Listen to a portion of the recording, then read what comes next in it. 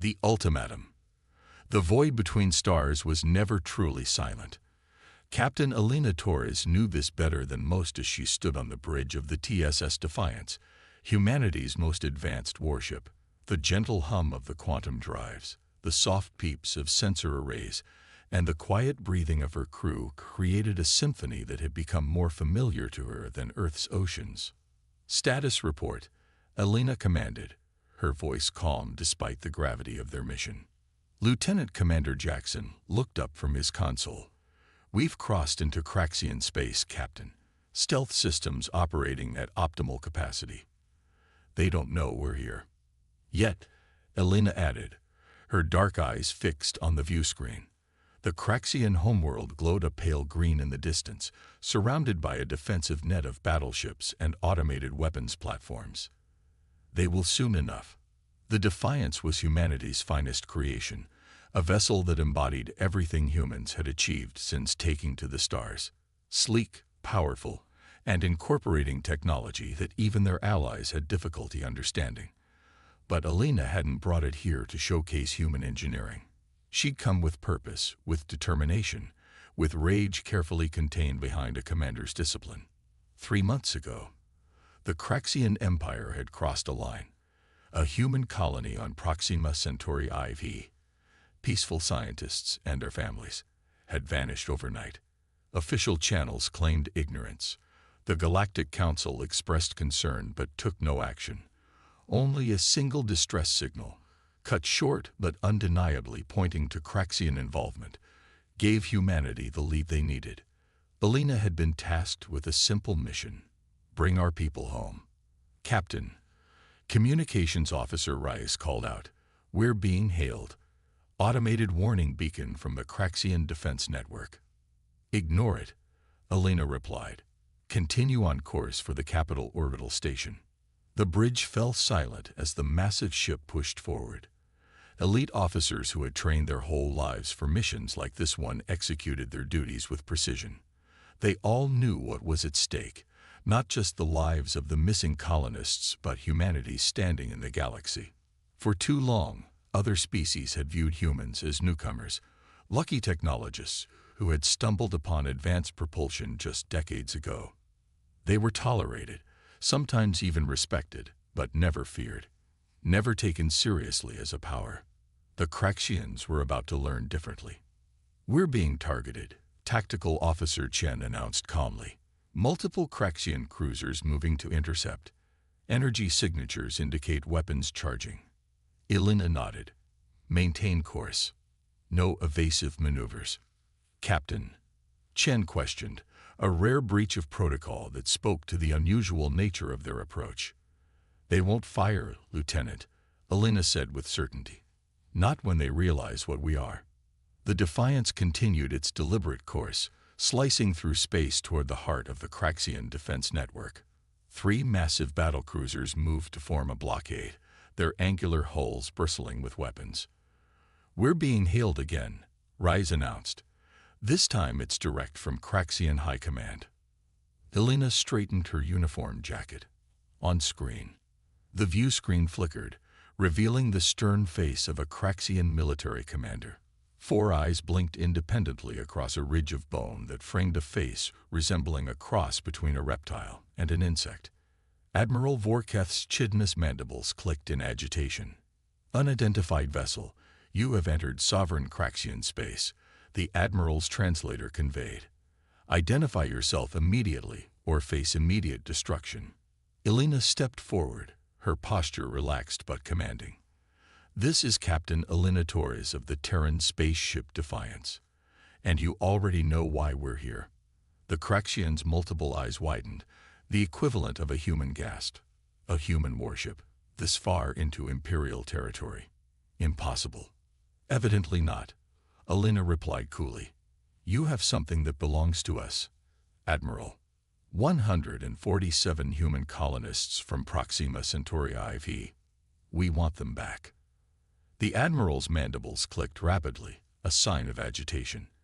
"I don't know what you're talking about. This incursion is a violation of the Galactic Treaty. Your presence here is an act of war." "Interesting choice of words," Admiral, Elena said, because abducting peaceful colonists was certainly an act of war from our perspective. Behind her, the bridge crew worked silently, their hands moving over holographic controls as they monitored the growing number of Craxian vessels surrounding them. 20 ships now, some larger than the Defiance, all with weapons aimed directly at them. You have no proof of these wild accusations, Vorketh hissed, and you have no authority here. One small ship against the might of the Craxian Empire. Your arrogance will be your undoing. Elena smiled, not the warm expression humans shared among friends, but the cold, predatory smile of an apex hunter. Let me be clear, Admiral. We know the colonists are being held at your research facility on Craxia II.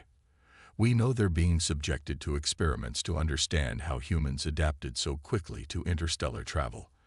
And we know your scientists are particularly interested in our neural interfaces.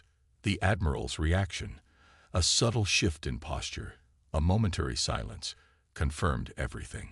You have 1 hour to release all human prisoners and return them to my ship, unharmed, Elena continued.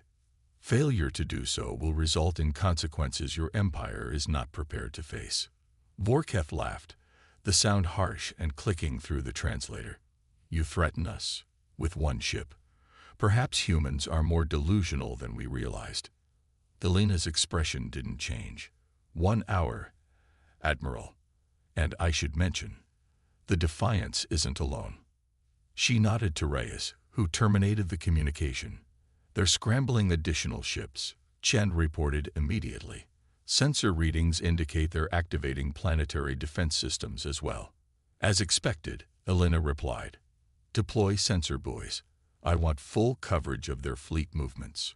Captain, Jackson interjected, the Craxians outnumber us at least 30 to 1, even counting our support vessels. If they decide to attack. They won't, Elena interrupted. Not after we show them what we're capable of. The Craxians, like most of the galaxy, have underestimated humanity from the beginning. They see our diplomatic overtures as weakness, our technological advancements as luck. She walked to the tactical display, where a holographic representation of the Craxian fleet glowed in red contrast to the single blue dot representing the Defiance. What they don't understand is that humans have been preparing for this moment since we first looked up at the stars. We've been fighting wars against ourselves for millennia. We know conflict like they know breathing. In the silence that followed, the crew exchanged glances. They knew their captain's reputation, a strategic genius who had risen through the ranks faster than anyone in the history of the Terran Space Command. If anyone could pull off this mission, it was Elena Torres. 45 minutes remaining in our ultimatum, the ship's AI announced. Elena returned to her command chair. Prepare the demonstration package. If they want to know what 1 human ship can do, let's show them. On the Craxian flagship, Admiral Vorketh paced the command deck, his exoskeleton clicking against the metallic floor with each agitated step. What do we know about this vessel? He demanded of his intelligence officer. Very little, Admiral. The officer replied, mandibles twitching nervously. The humans have kept their military advancements classified. Our intelligence suggests they possess nothing that could threaten even one of our cruisers, let alone the assembled fleet. Then why? Vorketh hissed. Why come here with 1 ship and make demands they cannot enforce? It defies logic. Perhaps they are truly desperate, his second-in-command suggested. The loss of their colonists has driven them to irrational action. The Admiral wasn't convinced. In his long military career, he had encountered many species, studied countless battle strategies. This felt wrong. The humans were known for their adaptability, their resourcefulness. They wouldn't launch a suicide mission. Initiate deep scans of the region, he ordered suddenly. Check for any anomalies, any signs of cloaked vessels. Admiral, the weapons officer interrupted. The human ship is doing something. On the main view screen, the Defiance's sleek hull began to transform. Panels shifted, revealing weapon systems that had been completely hidden from scans. A soft blue glow emanated from various points along the hull, intensifying steadily. "What are they?" the Admiral began, but never finished his question. A pulse of energy, invisible, silent, expanded outward from the human vessel. As it passed through the Craxian ships, systems failed. Weapons went offline. Communications died.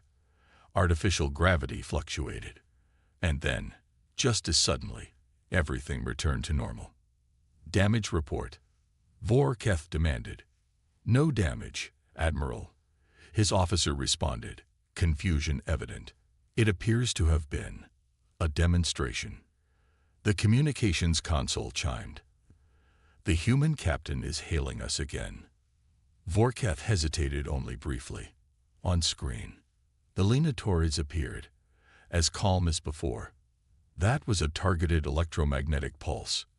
"Admiral, specifically calibrated for Craxian technology.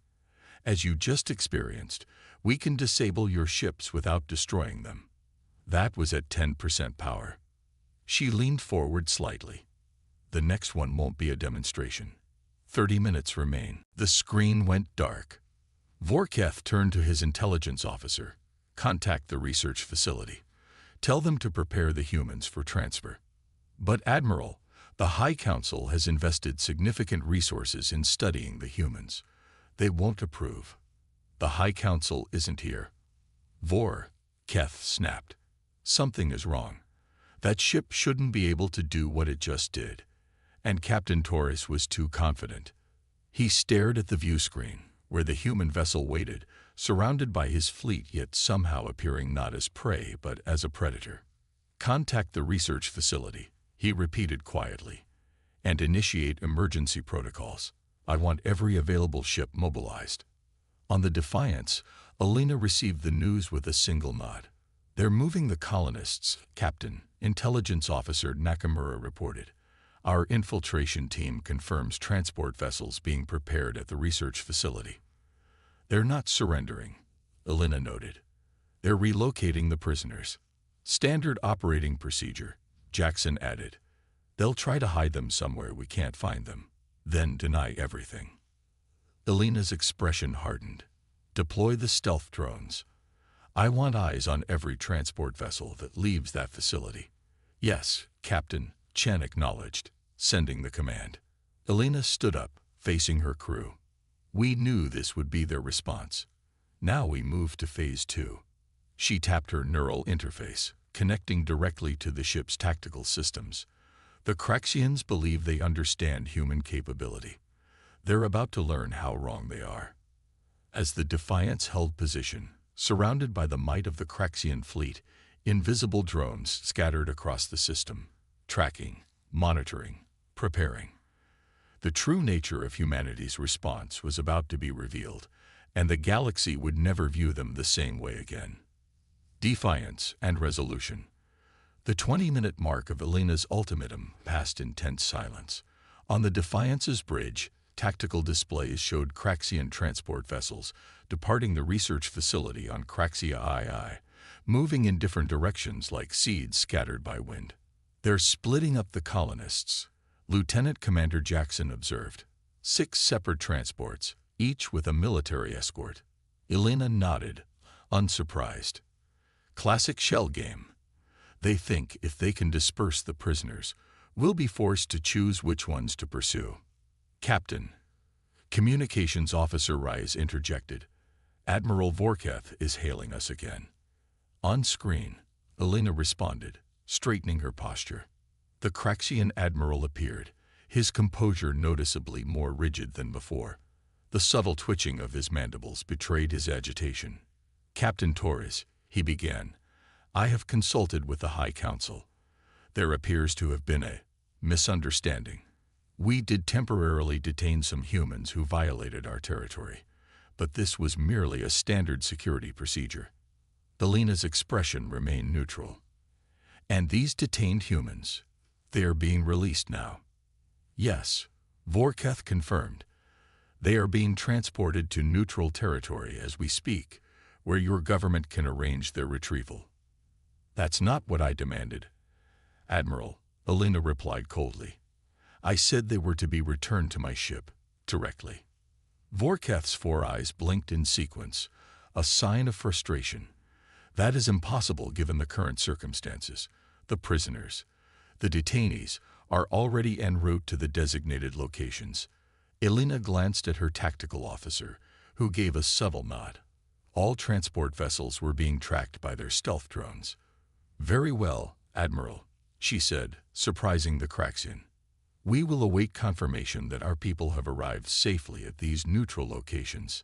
Before Vorkath could respond, Alina continued. However, as a precaution, the Defiance will remain in Craxian space until all colonists are accounted for. Unacceptable, the Admiral barked. Your presence here is a violation of. Careful, Admiral, Alina interrupted. Your empire started this when you abducted our people. Consider yourselves fortunate that we're pursuing a diplomatic solution. The communication ended, leaving the bridge in momentary silence. They're stalling, Intelligence Officer Nakamura noted. The transports aren't heading toward neutral territory. 2 are circling back toward the Craxian military base on the 4th moon. The others are heading for deep space coordinates. Alina's eyes hardened. They never intended to release them. She activated her neural interface again, connecting to the ship's eye. Activate Phantom Protocol. Throughout the Defiance, hidden systems came online. In the void of space surrounding them, imperceptible distortions rippled outward as dormant technologies awoke. Phantom Protocol active. Captain. The AI confirmed.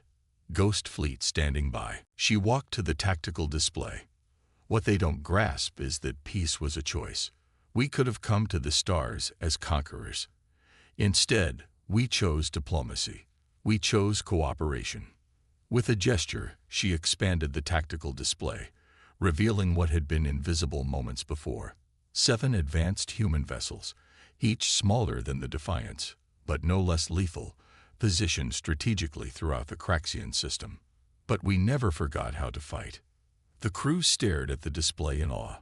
The Ghost Fleet, rumored but never confirmed, a black project so classified that most of the Terran Space Command believed it was merely a theoretical exercise. Deploy the fleet, Alina ordered. Target all transport vessels. Authorization code. Taurus Alpha 71. Across the system, the Ghost Fleet ships shimmered into visibility. Sleek, agile vessels with hull configurations that defied conventional design philosophy. Their sudden appearance sent the Craxian fleet into chaos. Admiral Vorkath stared at his tactical display in disbelief. Impossible, he whispered. Where did they come from? They were already here, Admiral. His sensor officer replied, mandibles trembling. Our scanners, they couldn't detect them. All ships, battle stations, Vorkath commanded. Target the human vessels. But it was too late. The Ghost Fleet moved with astonishing speed, each ship intercepting a Craxian transport vessel with surgical precision. No weapons were fired. They didn't need to be. Targeted electromagnetic pulses, similar to the demonstration the Defiance had performed, but focused with pinpoint accuracy, disabled the transport's engines while leaving life support systems intact. Within minutes, all 6 transport vessels hung motionless in space, their military escorts equally paralyzed. On the Defiance's bridge, Alina received confirmation from her fleet captains. All transports disabled, Captain, Chen reported. Boarding teams are away. Minimal resistance expected given the EMP effects. Alina nodded. Time to end this charade. She opened a channel to the Craxian flagship. Admiral Vorkath's image appeared, his exoskeleton now visibly trembling with rage or fear, perhaps both. Your deception ends now, Admiral, Alina stated flatly. Our boarding teams are retrieving our people. Any attempt to interfere will be met with the full measure of our capabilities. This is an act of war, Vorkath sputtered. No, Admiral, Alina corrected him. This is a rescue operation. War would look very different. To emphasize her point, she nodded to Tactical Officer Chen, who activated a secondary system. Throughout the Craxian system, hundreds of small objects, previously dormant and undetectable, activated simultaneously. Quantum resonance mines, positioned weeks ago by automated stealth drones, now revealed themselves on Craxian scanners. Vorketh's expression shifted from anger to horror. The mines were positioned near every major Craxian installation, every defense platform, every strategic asset in the system. "We could have destroyed your infrastructure before you even knew we were here," Elena continued. "We chose not to. Remember that when you report to your High Council." As the Admiral struggled to find a response, Elena received a message through her neural interface. "Captain," she said, allowing a hint of satisfaction to color her voice, "our boarding teams have secured all colonists. 143 survivors." The number hung in the air, 4 shy of the original count. "What happened to the others?" Elena demanded, her voice dangerously quiet. Vorketh's posture deflated slightly. "Research subjects occasionally. Expire during testing procedures." The temperature on the Defiance's bridge seemed to drop several degrees. Elena's expression didn't change, but her eyes burned with a cold fury that made several of her officers instinctively step back. "Admiral," she said, her voice barely above a whisper, "I want the names of every scientist, every official, every guard who participated in the experimentation on our people." "That is classified information," Vorketh responded, but his voice lacked conviction. Elena leaned forward. "Let me be absolutely clear. The only reason your system isn't experiencing catastrophic infrastructure failure right now is because I am choosing restraint. The names." Now, 20 minutes later, the rescued colonists were being treated in the Defiance's medical bay. Many were malnourished, all showed signs of trauma, but they were alive. They would recover, both physically and, with time, psychologically. Elena stood in the observation room, watching as her medical team worked. Commander Jackson joined her, offering a data tablet. "The information from the Craxians," he said quietly. "All personnel involved in the experimentation program, as requested." Elena took the tablet, scanning the list of names. "Verify it against the testimony of the survivors, once they're stable enough to speak." "Yes, Captain." Jackson hesitated. "What will happen to them?" "The Craxians who were responsible." Elena's expression was unreadable. "That will be determined by proper authorities. But I've made it clear to the Admiral that if justice isn't served through official channels, there are alternatives." The implied threat wasn't lost on Jackson. The Ghost Fleet had demonstrated capabilities that would give any power in the galaxy pause. "The quantum mines?" he asked. "Being deactivated as we speak," Elena confirmed. "We've made our point." She turned away from the medical bay, her mission complete but her thoughts troubled. "The galaxy is changing, Commander. For too long, humanity has been viewed as just another species finding its way among the stars. Today, that perception was corrected." "You think they'll fear us now?" Jackson observed. "Fear isn't the goal," Elena replied. "Respect is. Understanding that humanity will not tolerate aggression against its people. That while we prefer peace, we are very, very capable of war." She looked back at the survivors. "And that we always come for our own." As the Defiance prepared to depart Craxian space, escorted by the now visible Ghost Fleet, messages flashed across the galactic communication networks. Reports of the incident, carefully controlled by both human and Craxian authorities, nevertheless spread rapidly. In council chambers across the galaxy, representatives of various species discussed the implications. The humans, it seemed, had been holding back. Their technology was more advanced than anyone had suspected. Their military capabilities, hidden beneath a veneer of diplomatic focus, were formidable. 2 weeks later, Elena stood before the Terran Defense Council, her formal report delivered and acknowledged. "The Craxian High Council has issued a formal apology," Admiral Chen announced. "They've agreed to substantial reparations for the families of the deceased colonists and have publicly executed 2 high-ranking officials deemed responsible for the operation." Elena nodded. It wasn't enough. Nothing could bring back the four who had died. But it was a start. More importantly, the Admiral continued, they'd proposed a comprehensive treaty that would formalize relations between our peoples and establish clear protocols for territorial disputes.